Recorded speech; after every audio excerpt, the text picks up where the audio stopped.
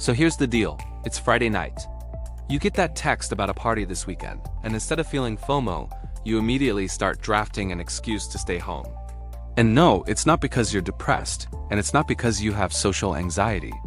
It's because you actually, genuinely, prefer to be alone. For the longest time, society has treated people like us like we some kind of villain origin story waiting to happen. If you enjoyed your own company, you were labeled antisocial, a loner, or just plain broken. But guess what? Science just proved that society has been dead wrong about us for decades. Psychologists have finally identified a superpower that separates being lonely from being alone. It turns out, your brain might literally be wired differently, and that antisocial label everyone keeps throwing around? It's actually a sign of high-level intelligence and a totally different way of processing the world. We're talking about a biological optimal stimulation that most people couldn't handle if they tried. For decades, if you were the type of person who skipped the happy hour to go sit in a quiet room, psychologists lumped you into one big concerning category. You were an introvert, a loner, or everyone's favorite buzzword, antisocial. It was like if you weren't constantly surrounded by a crowd, you were just one bad day away from a total meltdown. But in 2016, researchers at the University of Buffalo decided to actually look under the hood and ask a simple question. What if some people just like it? They discovered something that changes the entire conversation. They call it unsociability. Now, don't get it twisted, that is not the same thing as being antisocial. Antisocial is being hostile or mean to people. Avoidant is when you're literally too scared to show up. But unsociability? That's just a calm, confident preference for your own company. When they studied this group, the results were mind-blowing. These people weren't just doing okay, they were thriving. They weren't hiding from the world. They were just busy mastering their own. But here's where it gets absolutely crazy.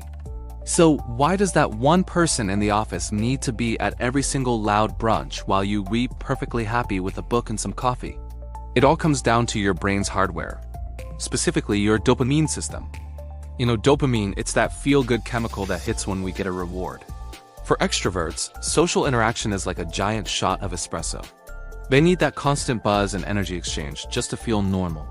But for those of us who thrive in solitude, our dopamine system is way more sensitive. Think of it like a spice tolerance. An extrovert needs to eat a whole habanero just to feel a tingle.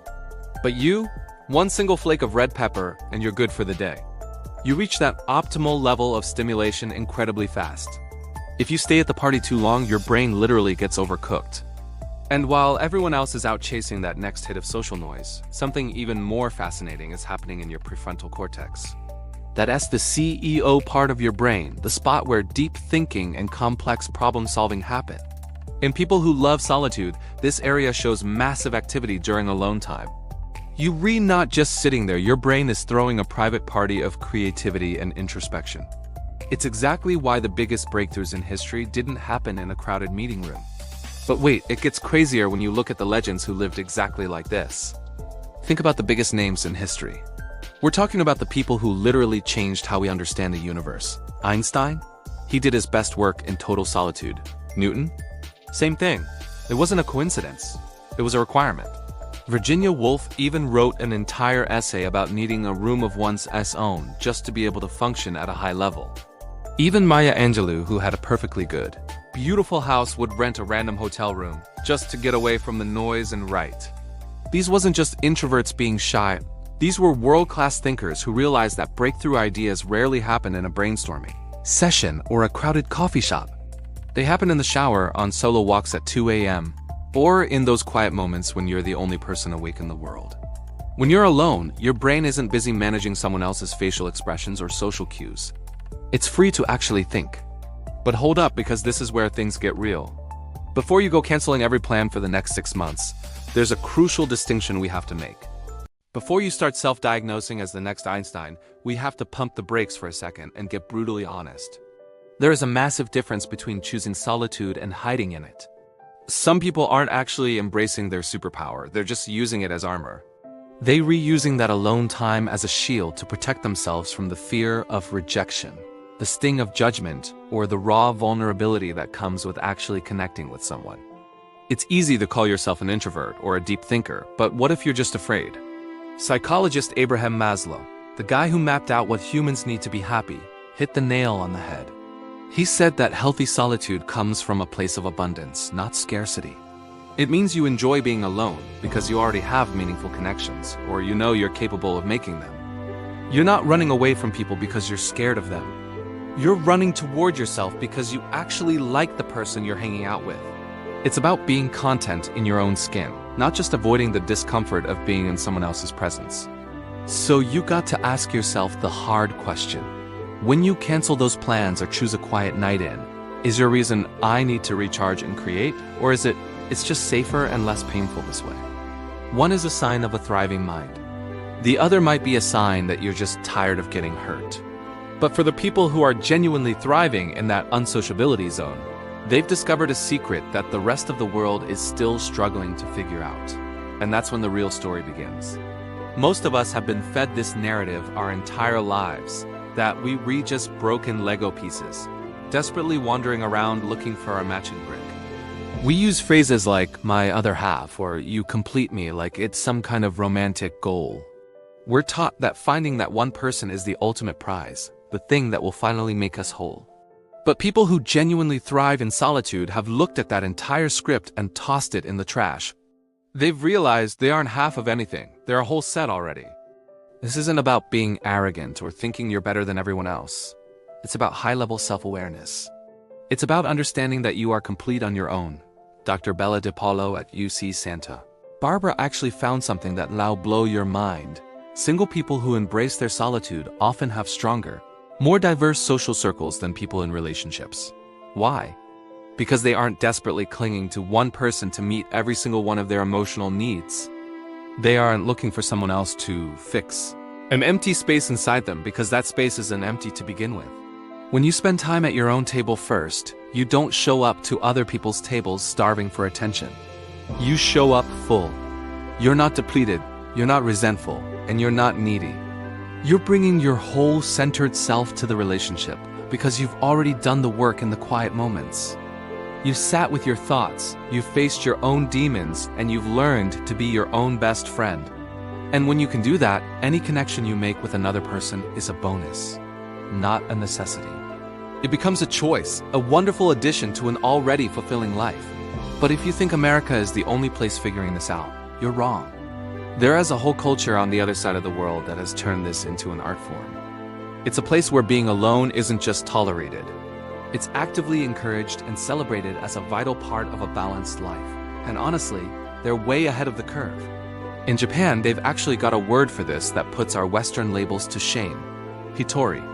It literally means alone time, and over there, it's not just accepted, it's celebrated. While we over here in the West, treating a solo dinner like a sad confession at a support group, Japan is living in the future. They understand that solitude is a form of self-care, not social failure. They have entire restaurants with solo seating booths designed specifically so you can enjoy your meal without some waiter asking if you waiting for a friend. They have movie theaters with single seats that don't make you feel like the odd one out. They've even got solo karaoke booths, literally soundproof boxes where you can go and sing your heart out to 2000s pop hits by yourself. And it's considered a totally legitimate social activity. Can you even imagine that? In our culture, that might be seen as strange or lonely. Think about how wild that is compared to our own social norms. Here, if you stay home on a weekend, people assume you're missing out. There's this constant pressure to be doing something, to be with someone, to be seen. But in Japan, they recognize that sometimes you just need to exist with yourself to keep your sanity. They've built an entire cultural infrastructure around the idea that being alone is a valid, healthy choice. It's not a sign of isolation, but a sign of self-sufficiency and inner peace. So, what does this mean for your Friday night plans? It's time to stop apologizing for how your brain is wired. It's time to stop feeling guilty for needing that space to breathe and reset. If you read the person who feels a wave of relief when the group chat plans fall through, here is your official permission slip. You're not weird, you're not broken, and you're definitely not failing at life. Your brain is literally biologically wired to find restoration in the quiet. In an age of constant connectivity where everyone expects a text back in 30 seconds and staying busy is a personality trait, choosing your own company is actually the most countercultural thing you can do. The world desperately needs people who can sit with themselves without needing constant external stimulation. We need the deep thinkers, the 2 a.m. creators, and the people who know the difference between a real connection and a codependent habit. Those quiet moments are where ideas are born, where self-awareness grows, and where you build the foundation for a truly strong and independent mind. But as you move forward, keep that one honest check-in handy. Are you running to solitude or from connection? Because the healthiest relationship with being alone is the one where it's a choice, not a defense mechanism. It's about wanting to be with yourself, not just needing to get away from everyone else. Next time someone hits you with that judgy tone and asks why you always alone, or why you rather stay home with a book than go to a crowded bar, you don't have to just shrug. You don't have to make up an excuse. You can tell them about your dopamine sensitivity. You can explain your prefrontal cortex activation. You can school them on Hitori and Einstein and the massive body of research showing that solitude is often a sign of high social intelligence. Or you can just give them a smile and say, because I like myself. Trust me, that ends the conversation pretty quickly. And honestly, that's the whole point. You don't owe anyone an explanation for taking care of yourself. Embrace your quiet, own your space, and know that in doing so, you're not just recharging, you're becoming more of who you're meant to be. Thanks for watching, and if this resonated with you, let me know in the comments. I'll see you in the next one.